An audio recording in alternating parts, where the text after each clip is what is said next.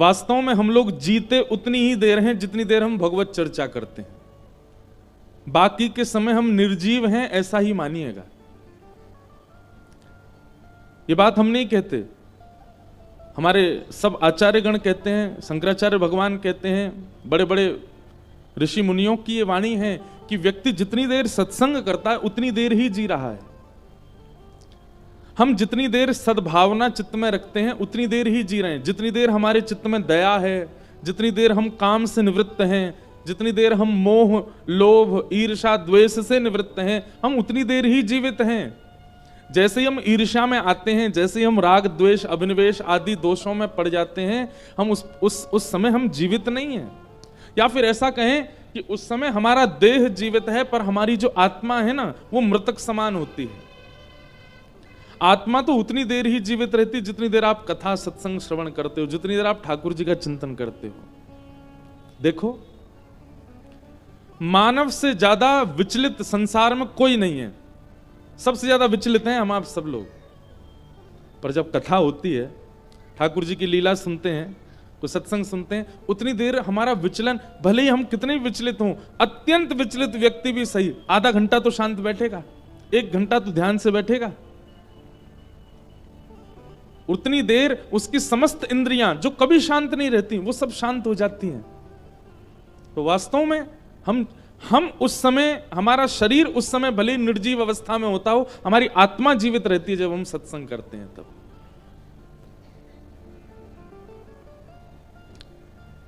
सौभाग्य है हमारा कि हमारे बुलावे पर हमारे नगर में भागवत जी आती हैं, हमारे बुलावे पर हमारे नगर में वैष्णव चल के आते हैं, ब्रजवासी आते हैं, और हम उनका लाभ लें, ये हमारा सौभाग्य होना चाहिए। हम तो स्पष्ट कहते हैं कि व्यास मंच से उतरने के बाद हमारा बिल्कुल लाभ मत लो, हम किसी काम के हैं ही नहीं। यहां से उतरने के बाद ऊध हम करवा लो, बस ऊध हम कर लेंगे हम, लेकिन जब व्यास मंच पर बैठे हो उतनी देर आप हमारी वाणी सुन लीजिए बस, क्योंकि यहां हम मैं नहीं बोलता, यहां कौन बुलवाता है चित्त से मैं भी नहीं जानता। इस व्यास मंच की ऊर्जा है। हमारे आने वाले जो वंश हैं, हमारे आगे आने वाले जो बालक हैं, शायद उन लोगों को तो यह भी नहीं पता होगा कि सनातन क्या है, श्री रामकृष्ण कौन है। आजकल के बालक ही नहीं जानते। जो बालक कथा नहीं सुनते, और कथा सुनते भी हैं तो भी उनसे आप पूछो शरद पूर्णिमा का महत्व क्या, नहीं जानते। रक्षाबंधन पर बहन मोली क्यों बांधती है हाथ में, क्या मतलब है उसका, नहीं जानते। होली का त्योहार किस उत्सव के लिए मनाया जाता है, रंग क्यों लगाते हैं हम एक दूसरे को, नहीं पता। दीपावली पर लक्ष्मी गणेश की पूजा क्यों होती है, प्रभु श्री राम का आगमन उस दिन हुआ, राम जी की सेवा क्यों नहीं होती, नहीं जानते हम लोग। प्रयास कर रहे हैं इस व्यास मंच से जितना हो सके आने वाली पीढ़ी थोड़ी समझे, पर हम लोग बड़े भाग्यशाली हैं कि हमारा इस काल में जन्म हो गया कि जिस काल में कथाएं हो रही हैं, मंदिर बन रहे हैं, संत जनों के दर्शन अभी भी हो रहे हैं। बोलना नहीं चाहिए, पर अब मिलावट इसमें भी होती जा रही है। कौन संत अच्छा है, कौन संत संत नहीं है, केवल बहलू पिया, यह भी समझना बड़ा मुश्किल है आजकल।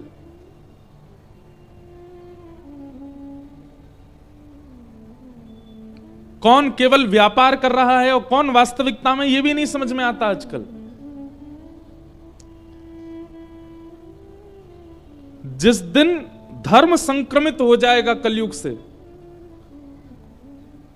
धीरे धीरे हो गया है, जिस दिन पूर्ण रूपेण संक्रमित हो जाएगा उसी दिन घोर कलयुग प्रारंभ हो जाएगा। तो हम लोग बढ़िया हैं, उससे पहले ही निपट लेंगे संसार से, उससे पहले ही निकल जाएंगे हम लोग। तो अपना ये समय गवाइए मत, बहुत बहुमूल्य है।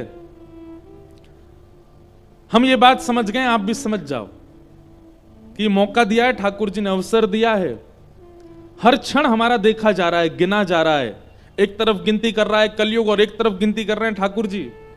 कलयुग गिनती कर रहा है कि इसके पाप ज्यादा बढ़े तो मैं इस पर हावी हूं, और ठाकुर जी देख रहे हैं कि इसका भजन ज्यादा हो तो मैं इसको स्वीकार करूं। हमारे हाथ में है हम अपना जीवन कहां ले जा रहे हैं। इसलिए एक वचन तो हमें दीजिए कि आपके आसपास क्षेत्र में कोई भी कथाकार आवे, कोई भी संत आवे, कोई भी कथा का क्रम हो, एक दिन की हाजिरी तो आपको लगानी ही लगानी है, जाना ही है। समय निकाल करके जाइए। 7 दिन सुन सको तो फिर अच्छा है, लेकिन आप सबके कार्य भी होंगे। लेकिन अब थोड़ा सा सत्संग के प्रति, धर्म के प्रति, अपने कर्तव्यों के प्रति आगे बढ़िए।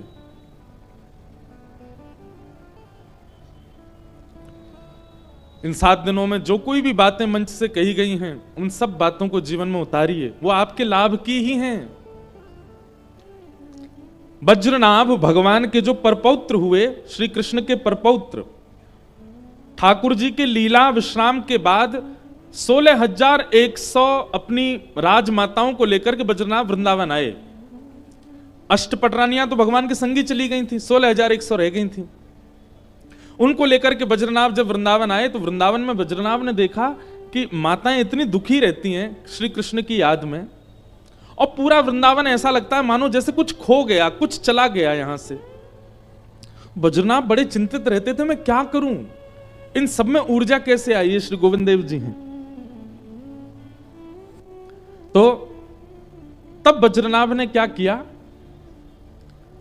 जिस शिला पर, ध्यान से सुनिएगा, जिस शिला पर भगवान श्री कृष्ण प्रकट हुए थे कंस के कारागृह में, उन्हीं शिलाओं से 3 विग्रह का निर्माण किया।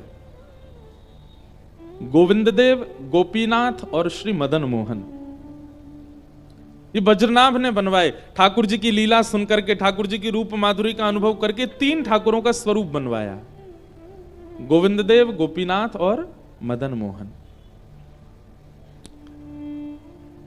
वही वृंदावन में विराजमान किए। फिर उसके बाद जब वज्रनाभ आदि भी अपनी लीला करके चले गए तो फिर ये तीनों ठाकुर भूमिगत हो गए, भूमि के अंदर विराजमान हो गए। फिर बाद में रूप गोस्वामी जब वृंदावन गए तब उन्होंने श्री गोविंद देव जी को गोमा टीला से प्रकट किया।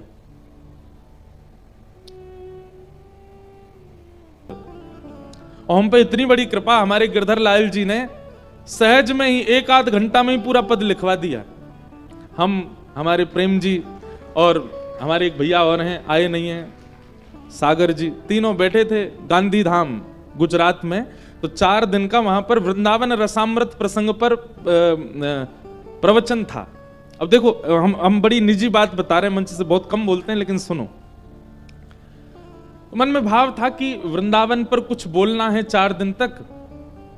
पहला दिन था, अभी कथा में गए नहीं है, तब मन में विचार किया कुछ लिखें। और अचानक मन में श्री भगवत रसिक देव जी का पद है जहां वो सप्त निधियों का वर्णन करते हैं। प्रथम दरस गोविंद रूप के प्राण प्यारे, दूजे मदन मोहन सनातन हिये उरधारे। इस प्रकार 7 निधियों का उनका पद है श्री भगवत रसिक देव जी का। उसका चिंतन करके हमने कि यार कुछ लिखें वृंदावन के सप्त निधियों पर। वैसे साल भर बैठे रहेंगे पेन कॉपी लेकर, कुछ नहीं आएगा भाव। लेकिन अचानक से चिंतन किया, लाल जी से प्रार्थना की, हे लाल जी ऐसा कोई भाव प्रकट करवाओ कि सब गाएं, सब नाचें, सब आनंदित हों। कथा 3 बजे से प्रारंभ होनी, 1 बजे की बात है, हम बैठे हैं लेके सब साज लेके, क्या लिखें। और तब एक के बाद एक, एक के बाद एक, एक के बाद एक, 1 घंटा के अंदर सारी कड़ियां बनी और ये वृंदावन प्यारो वृंदावन पद लिख दिया। तब से हमको ये लगता है ये मेरी सामर्थ्य नहीं थी, ये तो हमारे गिरधर लाल जी ने लिखवाया है। और आज वृंदावन का हर व्यक्ति गाता है, बड़े बड़े संत गाते हैं। उस पद की वर्षगांठ पर हमारी हर साल अब कथा वहीं होती है गांधी धाम में जहां वो पद लिखा गया। और जिस घर में लिखा, जिस फ्लोर पर लिखा, वो फ्लोर खाली रहता, वहां कोई नहीं रहता, वहां पूरे फ्लोर पर ये पद ही लिखा हुआ है। जिनके घर में लिखा गया वो अपने आप को इतना भाग्यशाली मानते हैं। 7 निधियों के चित्र लगे हैं, पद लिखा है वहां लंबा सा, और वो कक्ष भी उन्होंने रखा। महाराज जी आपका ही है। मैंने कि भैया ये तो लिख गया, ठाकुर जी ने कैसे लिखवाया, लेकिन पूरे वृंदावन को प्रकट कर दिया उस पद ने। तो श्री वज्रनाभ जी ने 3 विग्रहों का निर्माण करवाया, गोविंद देव, गोपीनाथ, मदन मोहन। वे तीनों ठाकुर कुछ समय बाद वृंदावन की भूमि में ही भूमिगत हो गए। और फिर जब चैतन्य महाप्रभु की आज्ञा से श्री रूप गोस्वामी, रूप सनातन दो भाई हैं और ये बंगाल के अत्यंत धनवान परिवार के दो बालक थे, खूब धनवान थे, राजाओं के यहां इनकी खूब चलती थी। बहुत बड़ा प्रसंग है इनका। लेकिन बस हम एक बात स्पष्ट कहते हैं कथा में और इस बात पर मोहर लगाती हैं ये सारी बातें कि आपके चाहने से आप ठाकुर जी के नहीं हो पाओगे। ठाकुर जी चाहेंगे तो ही आप उनके हो सकते हो। तो इसका मतलब यदि आप ठाकुर जी के हो गए हो तो इस बात से अपने कमर को थपथपा लिया करो कि ठाकुर जी ने हमको स्वीकार किया है। हम अपनी इच्छा से नहीं हो सकते इनके। ठाकुर जी आपको जब प्रेम भर के देख लेते हैं ना, तभी आपको कथा में रुचि होती है, तभी आपको वृंदावन में रुचि होती है, तभी आपको वृंदावन जाने की इच्छा होती है। रूप गोस्वामी ठाकुर जी का चिंतन कर रहे थे और श्री चैतन्य महाप्रभु का जब उनको प्रथम दर्शन हुआ, उसके बाद से तो बस रट लग गई, अब वृंदावन रहना है। और वृंदावन गए। उनको पता था कि वज्रनाभ ने 3 स्वरूप प्रकट किए, वे वृंदावन में ही हैं परंतु भूमिगत हैं। तब उन्होंने कहा कि ठाकुर जी आप मेरे भजन से केवल प्रत्यक्ष प्रकट होकर दर्शन दे दो और मुझे ही नहीं कालांतर तक जन जन को दर्शन दो, ऐसी कृपा कर दो। तब उनके भजन के प्रताप से एक दिन वो अपनी कुटिया में बैठे थे, नन्ना सा बालक आया और बालक आके बोलो बाबा तू यहां बैठो है, ठाकुर तेरी प्रतीक्षा मां कर रहा है। रूप गोस्वामी उस बालक के पीछे पीछे गए, तभी क्या देखा, एक ग्वारिया की गैया ऊपर खड़ी है एक टीले के ऊपर और उसके थनों से दूध निकल रहा है। उस स्थान पर जाकर के जब दूध जहां भरा था गड्ढे में वहीं खोल करके देखा, थोड़ी मिट्टी हटा करके देखा तो वृंदावन के प्रथम ठाकुर, प्रथम निधि श्री गोविंद देव जी प्रकट हुए। बोलो राधा गोविंद देव की कार। श्री राधा गोविंद देव जी प्रकट हुए। अब रूप गोस्वामी के गोविंद देव जी प्रकट हो गए। अच्छा, गोविंद देव जी के बारे में ऐसा कहते हैं कि जब वज्रनाभ ने तीनों ठाकुरों के रूप बनवाए, गोविंद देव, गोपीनाथ, मदन मोहन, तो जब मदन मोहन जी को देखा 16,000 रानियों ने, तो उन्होंने कहा इनकी तो कमर बिल्कुल श्री कृष्ण जैसी है। गोपीनाथ जी को देखा तो कहा इनकी भुजा श्री कृष्ण जैसी हैं। जब गोविंद देव जी को देखा तो सब 16,000 रानियों ने घूंघट कर लिया। तो वज्रनाभ बोले आपने घूंघट क्यों किया? बोले ये तो बिल्कुल श्री कृष्ण जैसे ही हैं श्री गोविंद देव जी। अच्छा, गोविंद देव जी का कभी आप मंगला में दर्शन करो, उनके जो कान है ना वो ऐसे रहते हैं आगे की ओर, बिल्कुल ऐसे हैं। उसके पीछे कारण क्या है? श्री गोविंद देव जी कथा सुनने के श्रोता हैं। जयपुर में कभी भी आप अगर गोविंद देव जी का दर्शन करने जाओ, बहुत विशाल प्रांगण है, कोने में बैठ जाना, वो हर जगह से दिखाई देंगे। वहां बैठ करके कोई चरित्र सुनाना, वो सुनने वाले ठाकुर जी हैं। कुछ बालक हैं जयपुर में, हमारी हर साल अकिंचन होती है जयपुर में, अब तो भक्तमाल होगी हर साल। तो श्री गोविंद देव जी वहां श्रवण करते हैं। कुछ बालक हैं, वो तो उनका तो नियम हम बनवाए आए हैं, हर दिन एक बालक जाता है और भक्तमाल का एक चरित्र सुनाता है गोविंद देव जी को। एक बार की बात है, एक व्यास जी कथा कर रहे थे गोविंद देव जी के सामने, तो कुछ चरित्र हुए, उसके बाद व्यास जी बोले अब हम आगे के चरित्र जो हैं अगली बार जब आएंगे तब सुनाएंगे, बहुत ध्यान से सुनना। तो अगली बार व्यास जी आए, व्यास जी आकर के मंच पे बैठे, तो मंच पे बैठते ही उन्होंने कहा कि देखो भैया, पिछली बार हमने अंतिम चरित्र कौन से भक्त का सुनाया था, ये जो बता देगा हम तभी आगे कथा करेंगे, नहीं तो नहीं करेंगे। तो सारे श्रोता एक दूसरे का मुंह देखने लगे, बोले यार हम तो भूल गए इनने कौन सा चरित्र सुनाया था। सब आपस में चर्चा करने लगे, बात करने लगे, कोई भी नहीं बता पाया। तभी सामने मंदिर में विराजमान श्री गोविंद देव जी, प्रसाद लग रहा था तो पर्दा लगा हुआ था, पर्दा के भीतर से श्री गोविंद देव जी बोले आप हरिराम व्यास जी का चरित्र सुना रहे थे। तब उन्होंने देखा, बोले ओहो यहां श्रोताओं से मतलब नहीं है, ठाकुर कथा सुनता है। तब आगे चरित्र सुनाया। ऐसे श्री गोविंद देव जी। फिर रूप गोस्वामी के जब गोविंद देव जी प्रकट हो गए तो रूप के ही भाई हैं सनातन गोस्वामी, उनके मन में भाव आया, बोले जय जय आप इनके लिए प्रकट हो गए, हमारे लिए भी हो जाओ। सनातन गोस्वामी मथुरा में यमुना जी के तट पर बैठ के भजन करते थे। एक मैया के यहां भिक्षा लेने जाते थे।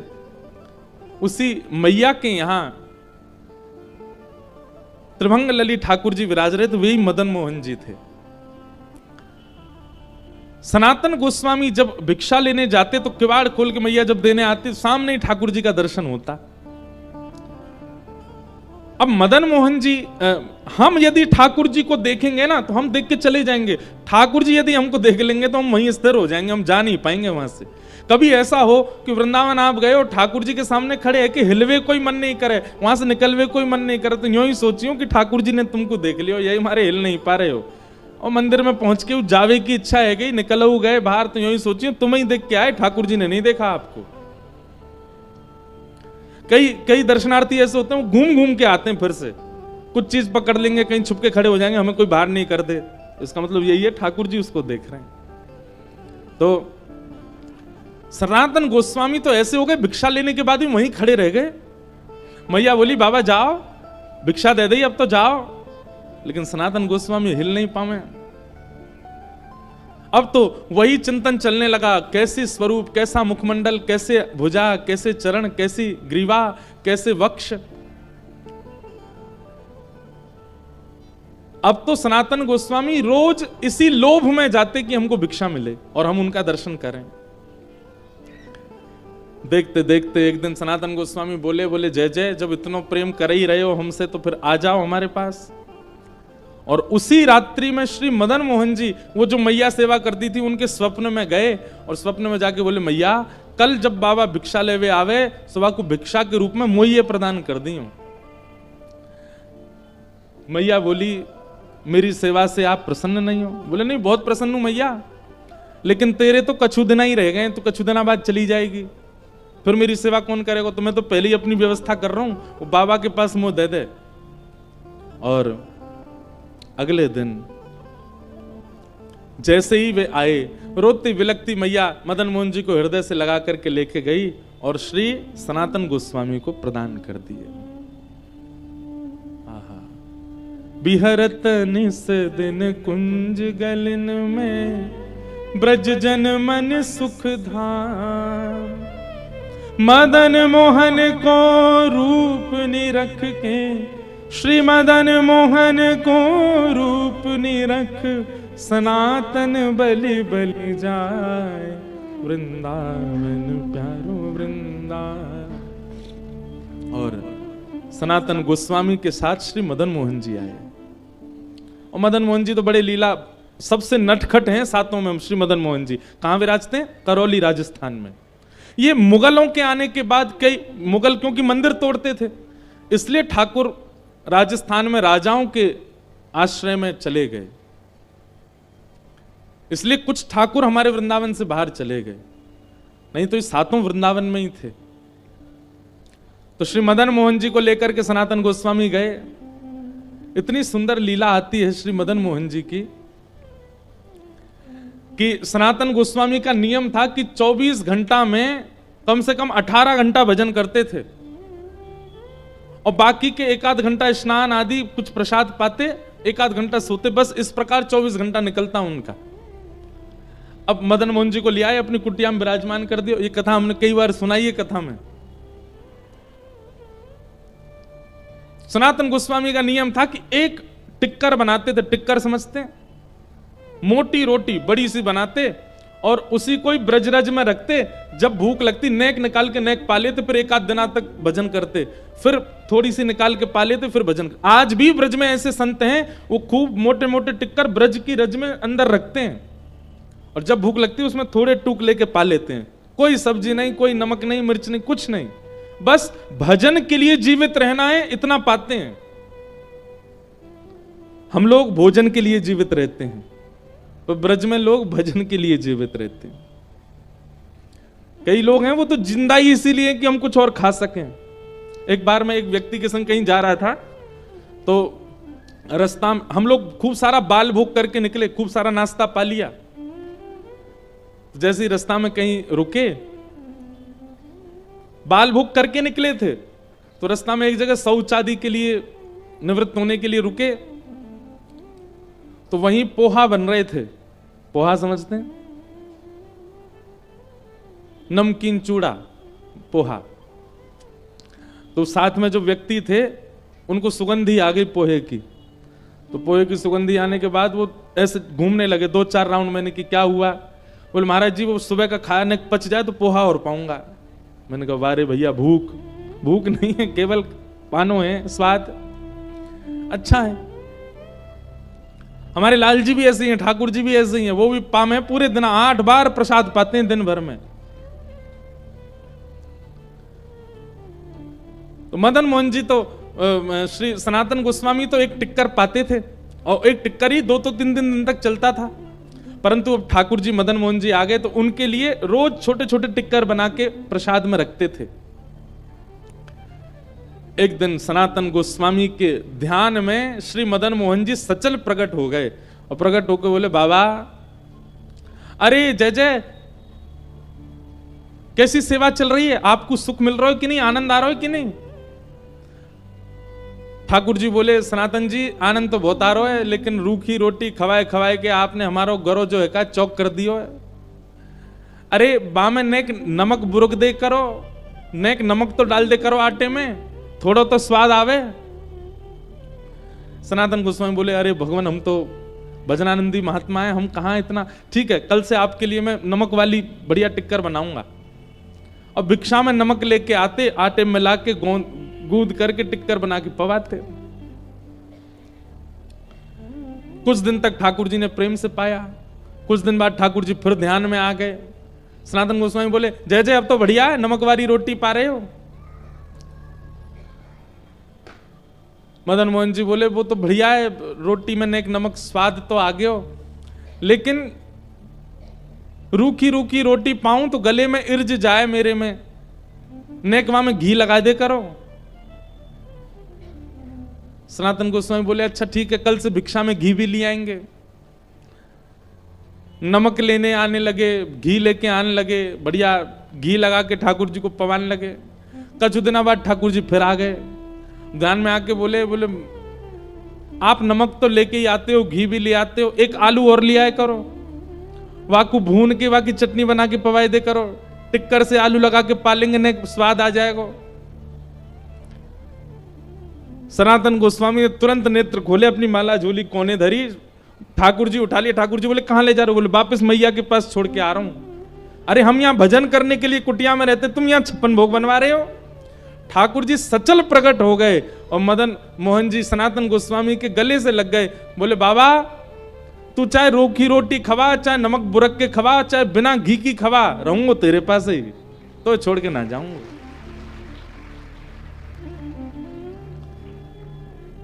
ऐसे हमारे वृंदावन के दूसरे ठाकुर। अब हमें पता नहीं हम क्यों इस प्रसंग में चले गए, क्यों वृंदावन के निधियों की चर्चा करने लगे। हमारे पूज्य नाना जी कहते थे कि कथा में क्रम कुछ हो और निकलने कुछ और लगे तो समझ जाना जिनकी बात आ रही है ना वो कथा में विराजे हैं, इसीलिए उनकी बात आ रही है। और ये बात ऐसे ही नहीं मानिएगा, हम तो इस बात पर पूर्ण विश्वास करते हैं। कितनी बार ऐसा होता है, सोच विचार करके कुछ बैठते हैं पर निकलने कुछ और लगता है, तो फिर अब गोवर्धन लीला सुनानी है लेकिन कहां वृंदावन निधियों की चर्चा अपने आप ही प्रकट होने लगे। तो निश्चित ही आज हो सकता है कि इस कथा में श्री गोविंद देव जी, मदन मोहन जी और अकेले नहीं आए होंगे, सनातन और रूप गोस्वामी के संग विराज रहे होंगे, देख रहे होंगे, तभी वो प्रसंग स्मृति में आ रहे हैं। तो भैया हमारा जीवन बड़ा अनमोल है, इस जीवन को केवल खा पी करके व्यर्थ मत गवा दीजिए। अपने कर्तव्यों का निर्वहन कीजिए, लेकिन जैसे रूप गोस्वामी, जैसे मीराबाई, जैसे सनातन गोस्वामी, श्री गोपाल भट्ट गोस्वामी, हितरवंश महाप्रभु, स्वामी श्री हरदास जी महाराज, सबने ठाकुर जी को प्राप्त किया। हम क्यों अधूरे रहें जीवन में? हम भी प्राप्त करें, हम भी उस श्रेष्ठ सत्ता का अनुभव अपने जीवन में करें। उसी के लिए हम मानव बने। ये मानवों को ये अधिकार है, सबको नहीं मिलते। देवताओं को ये अधिकार नहीं है कि ठाकुर जी उनके लिए प्रकट हों। देवताओं के लिए एक ही ठाकुर जी हैं, शंख चक्र गदा पद्मधारी, वैकुंठ में बैठे रहते हैं। देवताओं को जब अवकाश मिलता है तो उनका दर्शन कर लेते, पर हमारे लिए तो ठाकुर जी हमारे जैसे बन के आ जाते हैं।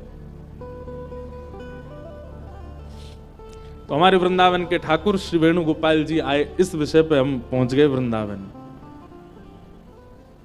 बोलो वृंदावन बिहारी लाल की जय। ऐसे वृंदावन को प्रणाम करते हैं और आज के कथा क्रम में प्रवेश करते हैं। भगवान ने 7 दिन 7 रात्रि पर्यंत गिरिराज जी को धारण किया और 7 दिन के पश्चात इंद्र को जब यह पता चला कि भाई ब्रजमंडल में तो धूल उड़ रही है, सब ब्रजवासी गिरिराज जी के नीचे खड़े हैं, 7 वर्ष के ठाकुर जी ने गिरिराज जी उठा रखे हैं। अच्छा, एक बात मेरी सुनिएगा कि भगवान पर संशय संदेह ब्रह्मा जी को हो गया, इंद्र को हो गया, तो हम मानव कौन सी बड़ी बात है। कई बार मानवों को भी संशय हो जाता है, पर सत्संगी मानव यदि है तो उसको कभी संशय नहीं हो सकता, ठाकुर जी पर संदेह नहीं हो सकता। और कदापि संशय संदेह आपके चित्त में हो रहा है तो अपना सत्संग बढ़ाइए। एक बात याद रखिएगा, हर समस्या की एक चाबी है, सत्संग। सत्संग का मतलब केवल प्रवचन नहीं होता, बहुत सारी चीजें आती सत्संग में। सद ग्रंथों को पढ़ना भी सत्संग है, सद वस्त्रों को धारण करना भी सत्संग है, सद स्वरूप बनाना भी सत्संग है। अब हम लगाते तो तिलक हैं, लेकिन जेल वेल लगा करके बाल खड़े कर लें सीधे ऊपर, सत्संगी लगेंगे? कई बालक हैं वो अपने बाल ऐसे खड़े कर लेते हैं, यहां से कटवा देते हैं, बीच में खड़े रहते हैं बस सीधे, और उस पर गोल्डन कलर और करवा लेते हैं। सत्संगी व्यक्ति का स्वरूप नहीं है, वो तो सामान्य रहेगा, साधारण रहेगा, ज्यादा लाग लपेट नहीं आता, सम रहे।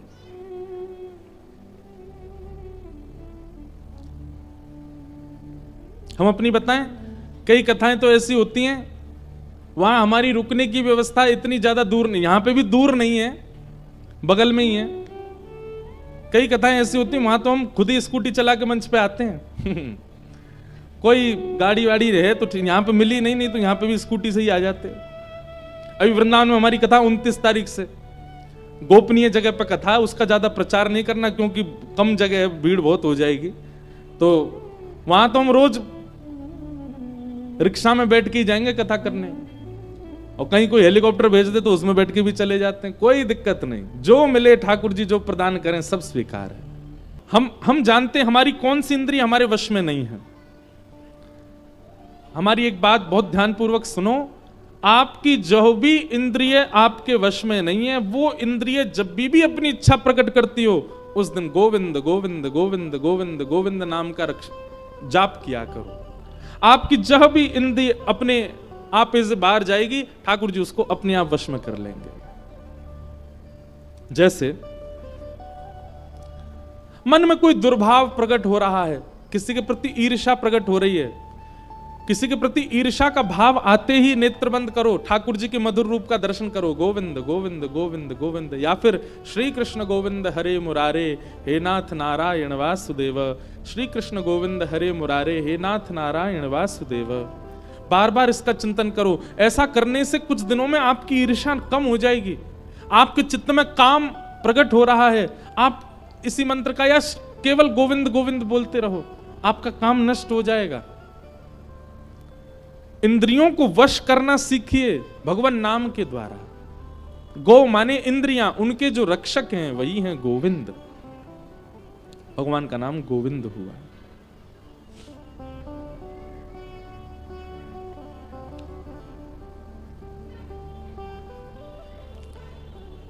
गोवर्धन लीला हुई, गैयाओं ने भगवान को नामकरण किया। एकादशी व्रत की महिमा सुनाई गई। एकादशी व्रत, एकादशी के दिन अन्न का निवास हो, अन्न में पाप का निवास होता है, इसलिए प्रत्येक वैष्णव को तो चाहिए कि कम से कम एकादशी का व्रत करे। एकादशी का व्रत करने से ठाकुर जी प्रसन्न होते हैं, उस दिन पाप निवृत्त होते हैं, इसलिए एकादशी व्रत का स्वरूप बताया गया। और आगे रास पंचाध्याय की कथा प्रारंभ हुई। भगवान का रास बिहार। अब बहुत ध्यानपूर्वक सुनिएगा सब लोग, ये रास की कथा है। हम थोड़ा भाव रास का सुना करके फिर आगे के क्रम में बढ़ेंगे। सब लोग बहुत सावधानी से सुनो। भगवान पिता रात्रि शरदोत्फुल्ल मल्लिका विक्षरन्तु मनश्चक्रे योग मायामुपाश्रितः। बहुत सावधानी से सुनो। हम कथाओं में बताया करते हैं रास का मतलब क्या होता है। सब लोग इधर देखो बिल्कुल ध्यानपूर्वक। रस और रास ये दो भाव हैं। अभी हम आप सब लोग किस अवस्था में हैं? हम रस की अवस्था में हैं। और हमें जाना किस अवस्था में है? हमारा गंतव्य क्या है? रास की अवस्था। अब रास का नाम लेते ही लोगों के चित्त में सहजा भाव प्रकट हो जाता है, नृत्य, ठाकुर जी के साथ नृत्य, वही रास है। नहीं, रास का मतलब नृत्य नहीं होता। रस और रास को बहुत सरल भाषा में समझो। आप ठाकुर जी से मिलने के लिए जाते हो, आप ठाकुर जी के लिए समय निकालते हो, आप ठाकुर जी के लिए भोग बनाते हो, आप ठाकुर जी का श्रृंगार करते हो, आप ठाकुर जी के लिए जो जो करते हो वो सब रस है। और जब ठाकुर जी आपके लिए जो करते हैं वही रास है। ये रस और रास, यही अंतर है। कछु कियो आपके काजे ठाकुर जी ने? कछु ना कियो। अभी तक रास का अनुभव हुआ ही नहीं आपको। ठाकुर जी आपके लिए कुछ करें वही रास है। तू अपनो श्रृंगार करत है, तू अपनो श्रृंगार करत है, और ये दर्पण हाथ दिखावत है, ये दर्पण हाथ दिखावत है। तू है सखी बड़ भाग बड़ी, नंदलाल तेरे घर आवत है। तू है सखी बड़ भाग बड़ी, नंदलाल तेरे घर आवत है। ये रास है। ठाकुर जी आ गए, ठाकुर जी ने कृपा कर दी, ठाकुर जी आपके लिए समय निकाल रहे हैं, ठाकुर जी आपको पवा रहे हैं, ठाकुर जी आपके संग खेल रहे हैं। हमारे संग क्यों नहीं करते ठाकुर जी ये लीला? हमारे लिए तो ठाकुर जी मूर्तिमंत ही रहते हैं। क्यों? एक बात याद रखिए, श्री ठाकुर जी पाषाण ही दिख रहे हैं और पाषाण ही दिखते हैं। आपके नेत्रों में कोई भाव की कमी है। मंदिर में जाके नेत्र बंद करके खड़ा नहीं हुआ जाता। विधान क्या है? मंदिर में जाके नेत्र खोल के ठाकुर जी को देखो और फिर उसी एक स्वरूप को नेत्र बंद करके अब अलग अलग रूप में देखो। यही ठाकुर जी ऐसे भी बैठे हैं, यही ठाकुर जी ऐसे भी बैठे हैं, यही ठाकुर जी सीधे भी खड़े हैं। अब उसका चिंतन करो। यह विधान होता है दर्शन का। एक ही रूप में ठाकुर जी को नहीं देखना, विलग विलग भाव चित्त में धारण करो फिर उन्हीं स्वरूप के। अरे भाई, रस में ही नहीं रहना है, अब रास में भी चलना है। इधर देखो सब लोग, इधर देखो। कल से आपको कोई परेशान नहीं करेगा। आज और हो लो बस, फिर पूरी दुनिया ही देखना आप। हमने 7 दिन निकाल दिया आपको देखने में, पर आप नहीं देखते। आप यहाँ कौन आ, क्या पहन के आए हैं, क्या कर रहे हैं, कितने रुपया चढ़ा रहे हैं आरती थाली में, क्या कर रहे हैं, इसी में ही देखते रहते हो। हम यहां इतनी अच्छी बात, विधान बता रहे हैं दर्शन का, सुनो। मंदिर में जाइए, श्री ठाकुर जी को देखिए और चरणों से देखना प्रारंभ कीजिए। पहले चरण कैसे, फिर ठाकुर जी के जंघा कैसी, गर्व कैसा, वक्ष कैसा, ग्रीवा कैसी, मुख कैसा, मुकुट कैसा, अंत में ऊपर तक। इस प्रकार नीचे से ऊपर देखो और फिर उसी स्वरूप को अच्छे से निहारने के बाद फिर नेत्र बंद करो और नेत्र बंद करके अब वही ठाकुर जी जो त्रिभंग ललित थे, अब उनको जिस भाव में आप देखना चाहते हो उस भाव का निर्माण करो। कैसे देखना चाहते हो? खड़े भय ठाकुर जी को हम देखना चाह रहे हैं कि वो हमारी तरह सुखासन में बैठे हैं, और सुखासन में बैठे नहीं है, पीछे मसनद पे ऐसे एक हाथ टेक करके बैठे, वह अनुभव होने लग जाए। आप एक आध बार ऐसा करेंगे ना, जब 2-4 बार बड़े भाव से आपको इस प्रकार का दर्शन होगा, 2-4 बात के बाद जब आप दर्शन मन में करने के बाद जब नेत्र खोलोगे ना, तो एक क्षण के लिए लगेगा कि जो त्रिभंग ललित ठाकुर जी थे वो उसी भाव में बैठे जिस भाव में आपने चिंतन किया था। ऐसा अनुभव होगा। रस में नहीं रहना है, अब रास की ओर चलना है। और रास का मतलब क्या है? ठाकुर जी आपके लिए कुछ करें, वो रास है। हमारे पंढरपुर के श्री नामदेव जी महाराज नित्य जाते और ठाकुर जी को जाकर के रोज बोलते, ठाकुर जी मेरे घर कभी जीमने आओ। श्री विठ्ठल भगवान ऐसे खड़े रहते। नामदेव जी रोज जाते, बोले मेरी मैया इतना बढ़िया प्रसाद बनाती है, ठाकुर जी जीमने आओ। तो नामदेव जी से कभी कभी ठाकुर जी बोलते थे, ठाकुर जी कहें पूरी दुनिया यहीं लेके आ जाती है, तू भी लिया यहीं पे, हम यहीं खड़े यहीं पालेंगे। बोले नहीं, मेरे घर आओ पाने के लिए। तो ठाकुर जी बोले मैं तेरे घर पाने जाऊंगा तो यहां पे कौन खड़ा होगा मेरी जगह? लाखों लोग दर्शन करने आते हैं। नामदेव जी बोले आप भगवान हो, सर्वसमर्थ हो, कोई व्यवस्था कर लो अपनी।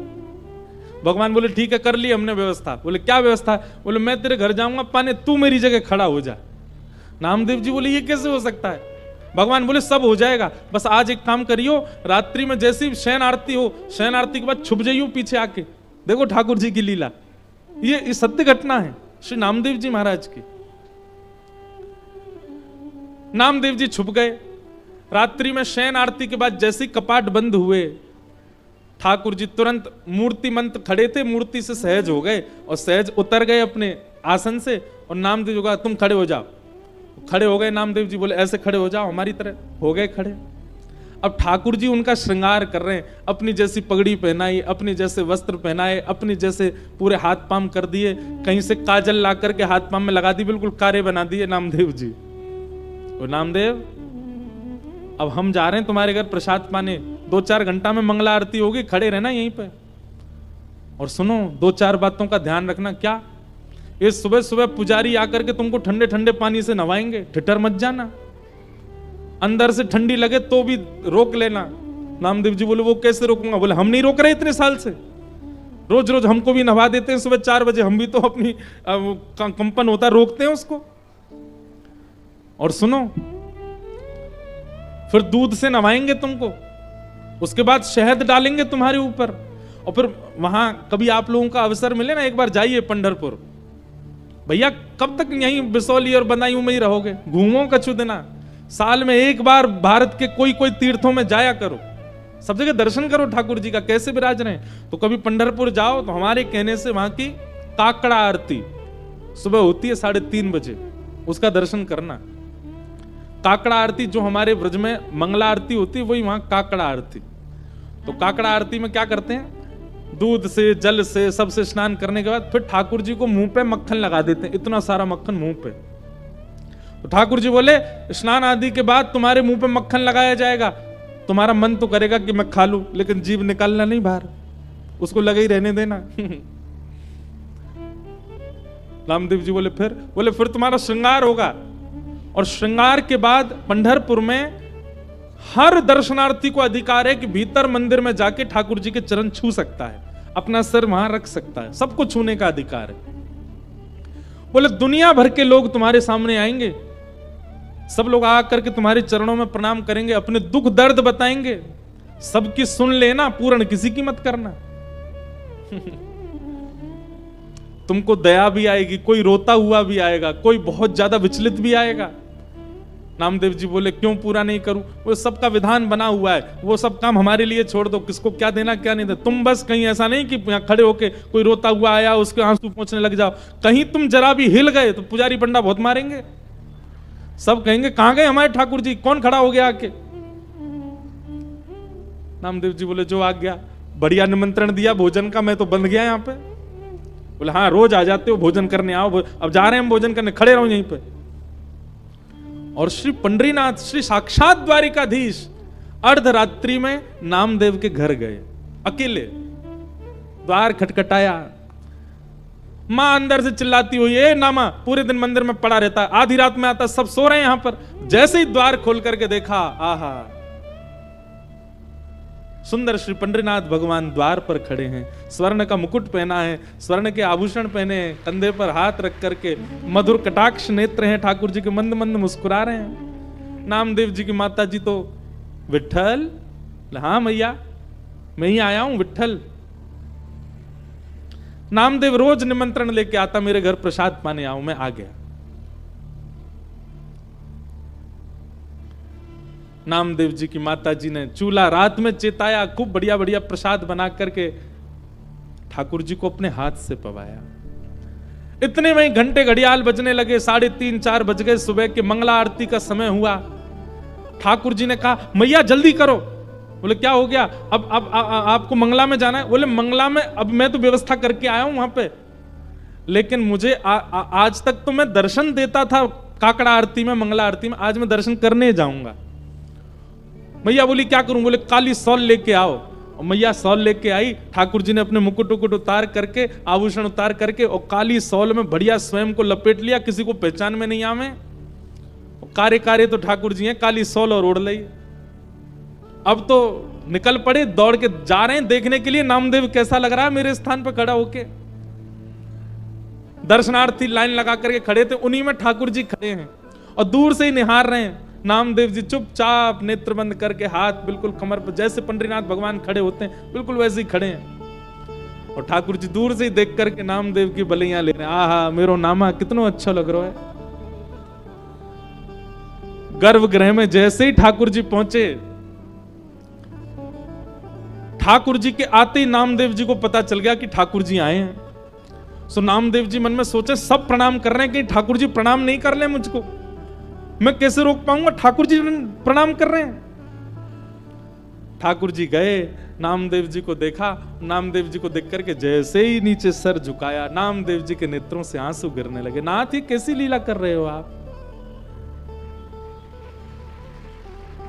बलैया लेने लगे। अद्भुत हैं बंधुओं ठाकुर जी। ठाकुर जी जैसा प्रेम कौन कर सकता है? अपने भक्त को अपने स्थान पर खड़े होकर उसके दर्शन करने आए हैं। पहले तो खूब बलैया ली, और फिर उसके बाद ठाकुर जी बोले, ए नामा तुझे नोच के भाग जाऊं? तू जोर से चिल्लाएगा, पंडित पुजारियों को पता चल जाएगा। नामदेव जी बोले ऐसा मत करो, मैं किसी को बताऊंगा कि आपने मुझे खड़ा किया, कोई मानेगा और नहीं। ठाकुर जी चिढ़ा रहे हैं नामदेव जी को, नामदेव जी घबरा रहे हैं। ऐसी लीला, इसको कहते हैं रास। क्या कहते हैं? रास। ये लीलाएं जब ठाकुर जी आपके लिए सहज हो जाते हैं, ठाकुर जी आपको प्रायोरिटी देने लग जाते हैं, ठाकुर जी आपके लिए यह भूल जाते हैं कि वे परमात्मा हैं, इसको कहते हैं रास। रास का मतलब नाचना नहीं होता। रास का मतलब इन गोपियों के लिए ठाकुर जी सहज हो गए, इन गोपियों के लिए ठाकुर जी ने अपना परमात्म भेष त्याग दिया, इन गोपियों के लिए ठाकुर जी सरल बन गए, दीन बन गए, इसीलिए उसको रास बिहार कहा। और वृंदावन में रास नहीं किया ठाकुर जी ने, महारास किया। महारास मतलब आज तक ठाकुर जी महारास बिहारी हैं। मतलब आप जाकर के प्रस्तुत करो, आज भी ठाकुर जी अपने पाषाण भेष को त्याग करके आपके लिए सहज होने को तैयार बैठे हैं वृंदावन में। ये केवल वृंदावन में और कहीं नहीं। आज भी वृंदावन में कितने वैष्णवों को अनुभव होता है। श्री बिहारी जी में तो पर्दा ही हमारे बार बार लगाया हो जाए कि कहीं कोई टकटकी लगा के बिहारी जी को देख नहीं ले, नहीं तो ये वही के संग चले जाएंगे। आपके नेत्र कहीं ठाकुर जी से नहीं मिल जाए, इसलिए बार बार पर्दा किया जाता है बिहारी जी के आगे। एक बार चले गए थे किसी के संग कहीं पर, ढूंढ ढांड के लाए, तब से नियम बन गया कि बार बार पर्दा करो। क्यों? क्योंकि बिहारी जी ने कोई से नैन मिला लिए, सो कैसो भी आदमी हो बाकी संगी चले जाएंगे। बताओ कितने भोले ठाकुर जी हैं, किसी के संग जाने के लिए तैयार तत्पर बैठे हैं। इसी को रास बिहार कहते हैं।